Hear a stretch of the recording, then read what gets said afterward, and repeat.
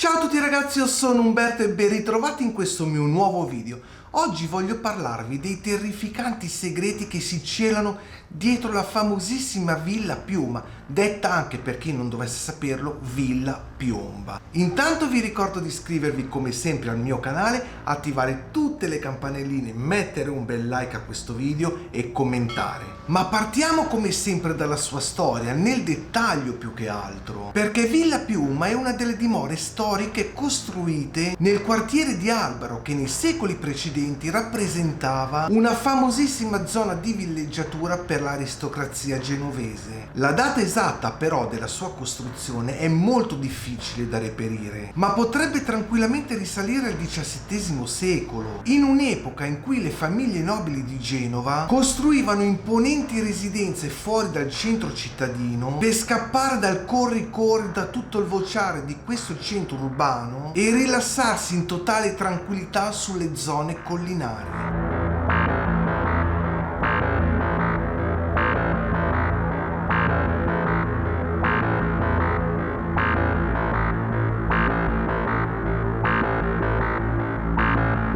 Il quartiere di Albaro, ragazzi, però a quel tempo era una zona rurale, caratterizzata da ampi giardini, vigneti e non solo, ma anche campi coltivati. Tutte le ville che sorgevano in quella zona possedevano anche loro dei grandi parchi, dei giardini immensi all'italiana, con fontane, statue, terrazze panoramiche, che offrivano una vista mozzafiato non solo sulla città, ma soprattutto sul mare.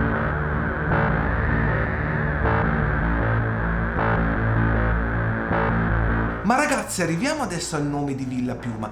Perché si chiama Villa Piuma? Questo nome infatti deriva dalla famiglia Piuma, un'antica e nobile casata genovese che divenne proprietaria appunto di questa villa nel XVIII secolo. La Villa Piuma infatti era parte dell'aristocrazia locale, possedeva numerosi terreni e proprietà della regione. Questa villa divenne la casa estiva della famiglia e fu soggetta a importanti lavori di ampliamento, di ristrutturazione e non solo, ma anche di abbellimento in questo periodo. Durante il XVIII secolo, infatti, Genova era ancora una repubblica indipendente e la città era un importantissimo centro commerciale e marittimo. Le ville di Albaro, compresa ovviamente la Villa Piuma, erano palesemente frequentate da nobili genovesi, ma non solo, anche da ospiti veramente importanti, ma non solo di quelli che abitavano a Genova, perché provenivano anche, pensate un po', da tutta Italia per visitare questo posto lussuoso. Queste gigantesche e bellissime strutture erano anche tra l'altro simbolo di potere e della ricchezza delle famiglie che le possedevano. Con l'inizio però del XIX secolo e la caduta della Repubblica, causata dalle campagne napoleoniche e la sua istituzione, subirono dei profondi, dei drastici cambiamenti. Infatti anche Albaro cominciò a cambiare. La zona, pur mantenendo il suo carattere esclusivo, iniziò ad essere piano piano col tempo inglobata nell'espansione urbana di Genova. Durante questo periodo però dovete sapere che Villa Piuma cambiò più e più volte proprietari, tuttavia però rimanendo sempre una residenza prestigiosa circondata da un grandissimo parco che dava a questa dimora un'impressionante atmosfera di serenità e di eleganza. Questa villa però, come molte altre nella zona, continuava a rappresentare un luogo di ritiro e svago per tutta la nobiltà genovese. Ma ragazzi, adesso avviciniamoci un pochino di più ai giorni nostri, perché anche nel XX secolo questa villa ha subito delle trasformazioni enormi. Dopo la prima guerra mondiale il volto di Genova cambiò molto rapidamente. La città si espanse ulteriormente e Albaro, che una volta era una tranquilla area di campagna, divenne sempre più urbanizzata. Pensate che molte antiche ville della zona vennero addirittura demolite o comunque suddivise in appartamenti. Anche Villa Piuma fu influenzata purtroppo da questi cambiamenti. Infatti negli anni del boom economico del dopoguerra, il quartiere di Albaro divenne una delle zone residenziali più esclusive di tutta Genova e la villa, pur mantenendo la sua struttura originale, subì ulteriori modifiche per adattarsi alle nuove esigenze abitative. Tutt'oggi Villa Piuma è una delle poche dimore storiche di Albaro che ha mantenuto comunque gran parte della sua struttura originale. Anche se comunque la villa non è più proprietà della famiglia Piuma, conserva in ogni caso la storia, tutto il fascino che la rendono un importantissimo patrimonio sia architettonico che culturale di tutta la città. Anche tutt'oggi questa villa è circondata da questo bellissimo parco, anche se comunque un po' più ridotto rispetto al passato, ma anche lui ha conservato delle caratteristiche originali. Questo edificio, con la sua architettura elegante e tutti i dettagli storici, è un esempio significativo di tutte le ville nobiliari genovesi ed è un importantissimo testimone della città di Genova e del suo sviluppo urbano.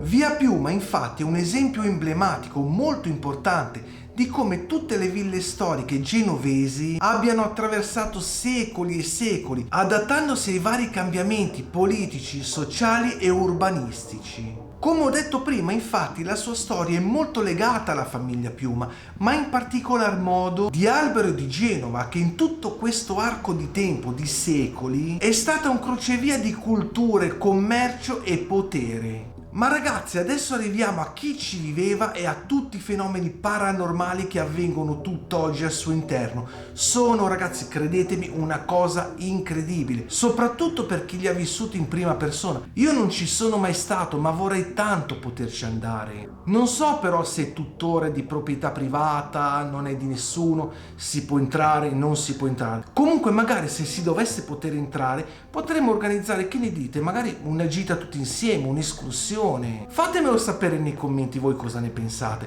Intanto andiamo avanti, perché questi fenomeni paranormali hanno subito avuto inizio fin dalla sua costruzione. Infatti questa villa fin dall'epoca sembra avvolta da un'aura oscura. Pensate addirittura che gli operai che lavorarono alla costruzione, alla loro realizzazione, compreso l'architetto che era ovviamente presente, iniziarono tutti a riportare avvenimenti strani, come ad esempio rumori spiegabili, sensazione di essere osservati e non solo, anche oggetti che si spostavano da soli. Quindi qua stiamo parlando di veri e propri fenomeni poltergeist. Ma uno degli eventi più tragici e ovviamente più significativi di questa villa è legato alla figura di una donna chiamata Cecilia Piomba, una giovane donna che all'epoca apparteneva appunto alla famiglia Piomba, che è stata la prima proprietaria di questa villa. Però ragazzi, fermiamoci un secondo, perché qui la storia non sembra proprio chiara, perché si parla di fenomeni paranormali legati fin dalla sua costruzione e poi subito dopo entra in gioco questa Cecilia Piomba, di cui tra l'altro adesso sto per raccontarvi la sua storia. Infatti questa donna apparteneva alla famiglia di proprietà di questa villa. Cecilia all'epoca era conosciuta per la sua bellezza e per il suo animo molto gentile, ma soprattutto per la sua fragilità mentale.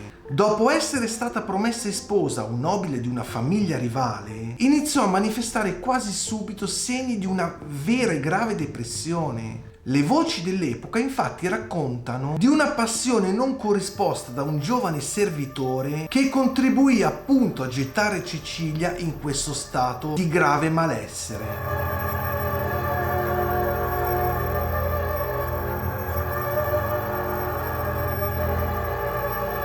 Una notte del 1701 questa donna scomparve misteriosamente e dopo svariati giorni e svariate ricerche il suo corpo fu ritrovato in un pozzo nei pressi di questa villa. Le circostanze della sua morte rimangono tutt'oggi un mistero. Infatti non si è mai saputo se fu stata lei stessa a togliersi la vita, se è stato un delitto o un tragico incidente. Da allora molti iniziarono a credere che lo spirito di questa donna fosse rimasto in questa villa, anzi tuttora è rimasto in questa villa, perché in realtà ragazzi quella era casa sua. Però tra il XVIII e il XIX secolo la villa cambiò spesso proprietari e ogni persona che la acquistava per andarci ovviamente a vivere non riusciva a starci per più di un tot di tempo. Infatti tutte le persone sia dell'epoca che tutt'oggi, chi ovviamente è andato a visitarla, raccontano di apparizioni spettrali, di rumori strani, voci che sussurrano nella notte e soprattutto improvvisi cali di temperatura.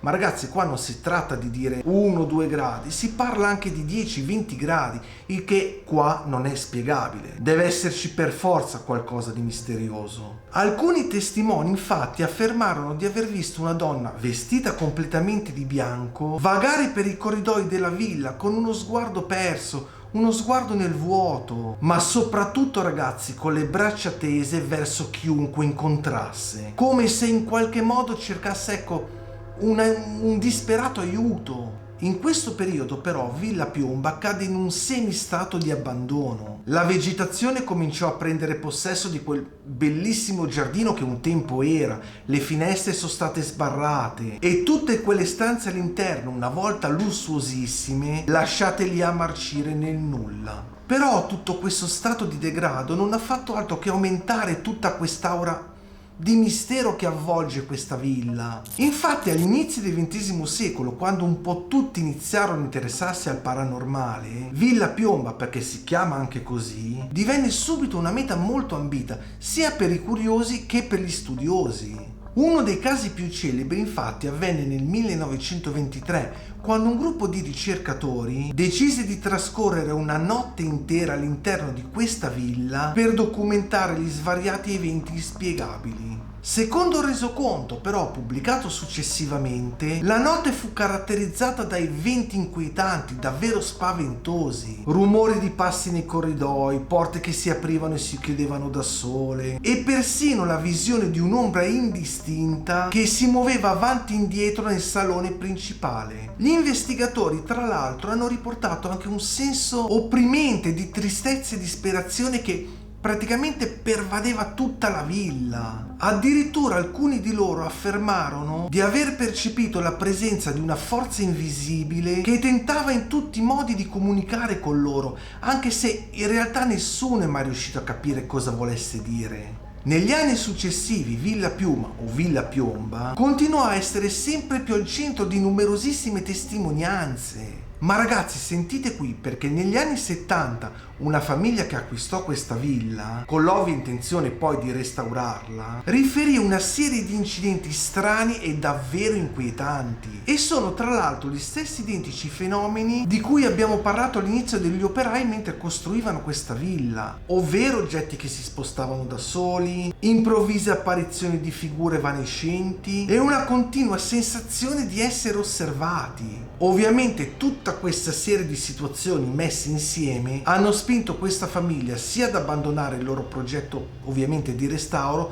ma soprattutto di abbandonarla in fretta e furia. Ma avviciniamoci ancora più ai giorni nostri, perché nel 1997 una troupe televisiva italiana decise di fare dei documentari sui luoghi più infestati d'Italia e anche loro dedicarono un episodio proprio a Villa Piuma. Infatti durante le riprese furono addirittura catturati dalla telecamera suoni incredibili e immagini sfocate che si muovevano a destra e a sinistra di sembianze umanoidi. Ovviamente questo documentario contribuì a rafforzare la fama di questa struttura che tutt'oggi, ripeto, si dice che sia uno dei luoghi più infestati d'Italia. Infatti continua ad attrarre sempre di più molti investigatori sul paranormale. Pensate ragazzi che oggi Villa Piuma rimane il luogo più temuto di tutta Genova. Le autorità locali infatti hanno più e più volte tentato di limitare l'accesso alla villa, ma non per la sua pericolosità, ma proprio perché ci credono anche loro e hanno paura che persone possono essere per qualche motivo spinte da gesti pericolosi o addirittura subire traumi psicologici.